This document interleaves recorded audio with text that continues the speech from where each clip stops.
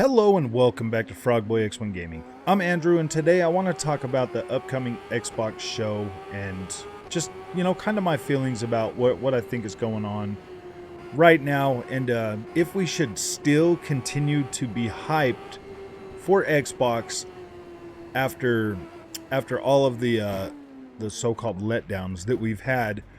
I want to kind of be serious about this right now. Right now I'm playing some TT Isle of Man 3 on my Xbox Series X. And I was just sitting here and I was thinking about this. I hope I can still kind of drive, at least somewhat decent while we're making this video. I'm playing this game right now on my Xbox Series X at 60 frames per second, and it's incredible to be able to have such a fluid feeling, experience while playing a game like this. Especially like these motorcycle games, they really do require a decent level of being able to concentrate and have some fun with this.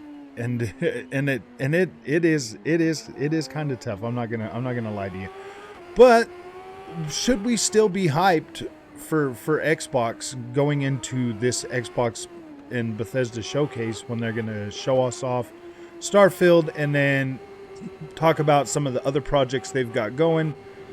I do think we should be hyped about it, because as far as I'm concerned with Xbox, they've been pretty dang transparent.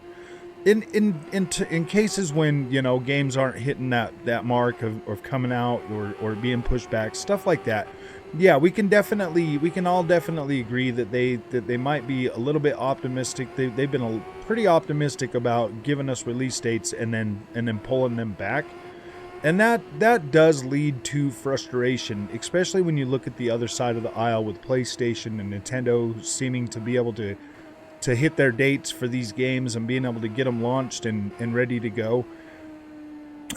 So if you look at things from a PlayStation point of view, and you look at the dev time and all of that they've had for games like God of War and Horizon, Forbidden West, and Gran Turismo 7, all of these games,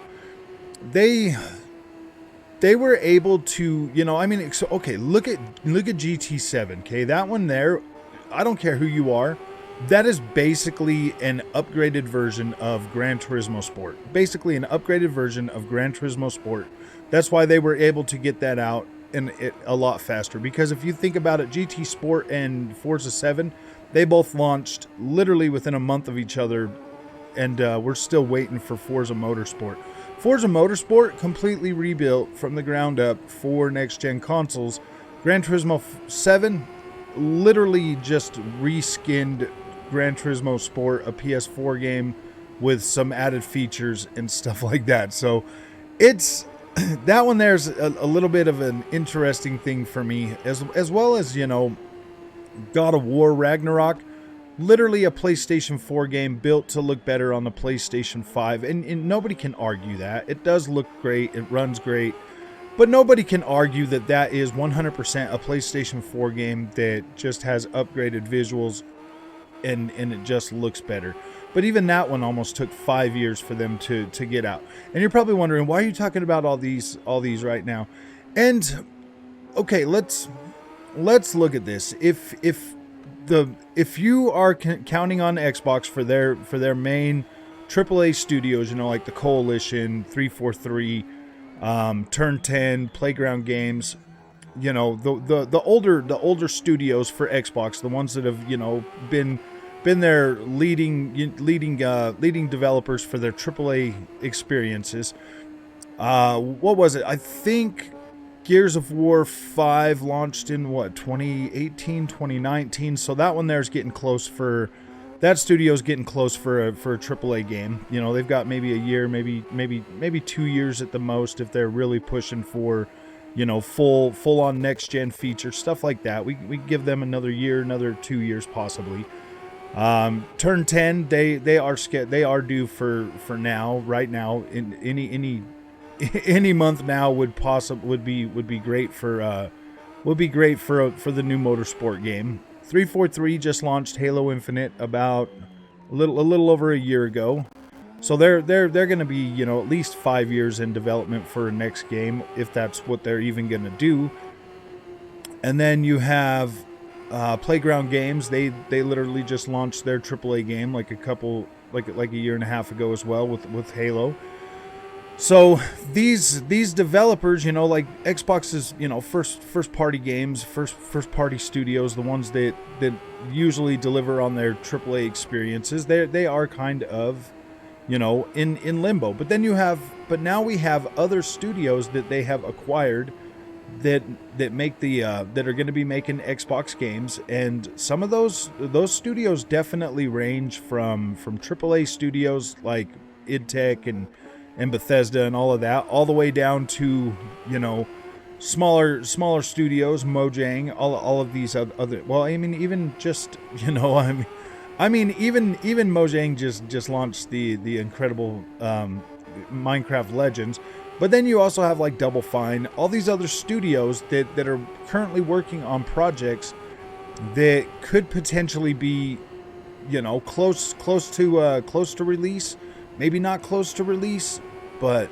yeah, there's a lot of stuff for Xbox. So I don't know if I would 100% kind of write Xbox off right now, or think that they're not going to be able to deliver this generation just because they've had a couple, you know, just because of the last couple of years being a little bit rocky, especially if these developers are still working from home, man. Like that right there, like we've seen stuff like Jedi Survivor launch from working from home. God of War Ragnarok, it was launched from everybody working at home. So the reason why I say Jedi Survivor is because that game, you know, obviously launched with a lot of bugs. They're patching it relentlessly, trying to get it up and running on everything to be a smoother experience. But it's just kind of weird, man. Like if they're pushing the new Series X and S to the fullest with some of these Xbox games that are coming out, and they're still working from home. I mean, like Redfall, man, not a perfect game, but my gosh, man, that was pretty fun. I finished that on live stream last night with somebody from the community, and it was fun, man. We had a good time. We were sitting there playing it, into it, having fun, and I feel like that's the kind of, you know, I don't want people to look at Redfall and be like, man, this is the experience that you're going to get on Xbox, because I don't necessarily think that is 100% representative. And I know I did say the other day when I was, you know, still kind of brooding from you know, like Xbox launching that and stuff, trying to be, you know, trying to be optimistic and, you know, telling everybody like, look, man, this is the quality of content that you can expect from the games going on Game Pass. And for the most part, that is kind of true. Like they are going to have different games at different levels with different types of budgets that are 100%, you know, going to not always going to hit that AAA banger mark, and they're still going to have that AAA banger price, which I don't know, man. I don't know yeah, dude, I'm struggling, you know, still with the $70 price tag. I just bought, you know, Tears of the Kingdom. While I don't think that's worth $70, it is definitely better than Breath of the Wild. Everything that I've played from it right now, I got like 12 or 13 hours in that game. And we were live streaming that one yesterday, and like it was just boring. Everybody's eyes were glossing over. I mean, like I was engaged in the game. Don't worry. I mean, I was engaged. And it is fun to get in there and play around with things, but most people don't want to watch that stuff. They just want to watch, you know, Redfall. They don't really care to watch Tears of the Kingdom because that game does look kind of boring, especially when you're not playing it. The gameplay definitely looks pretty boring. Running across barren empty world with nothing exciting really going on, with nothing. Yeah, dude, it just feels like it just feels like a dated game. At the same time, it also has like newer mechanics that even AAA bangers don't even have these days. And so Zelda Tears of the Kingdom is kind of a mixed bag.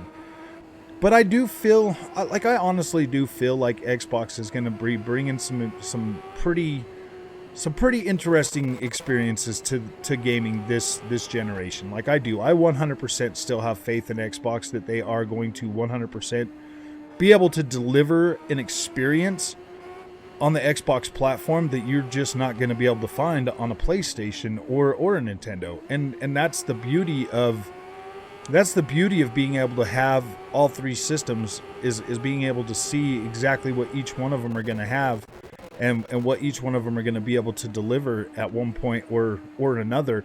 So my thing is, should we get all freaking hyped up? Should we get all hyped up for this new show when this new show drops? Because they're going to show stuff that's going to have us, beating our chests and feeling like, yeah, Xbox is number one.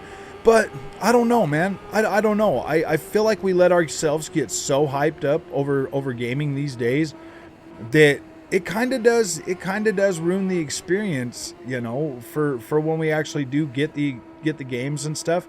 Like, I was pretty hyped for this right here, TT Isle of Man 3. I was pretty hyped, and I still am. Like, this is probably the best TT Isle of Man experience I've ever played in my life. Like, this thing is fast, it's fun, it's, yeah, getting used to this game right now. That's what I'm kind of doing right now. Sunday morning is just trying to sit here and get used to the new controls and the new behavior of everything. And oh my gosh, man, like I definitely find enjoyment in this right here. Even though, if I wreck a lot or whatever, I can still sit back and like get a feeling, because it doesn't matter how many times you fall down. It just matters that, like, especially with having this as an open world now, it's incredible, man. Like, I could have kept going straight right there and seen some more of the map, but it's cool, man. It helps me remember, like, oh yeah, dude, this is the Isle of Man course,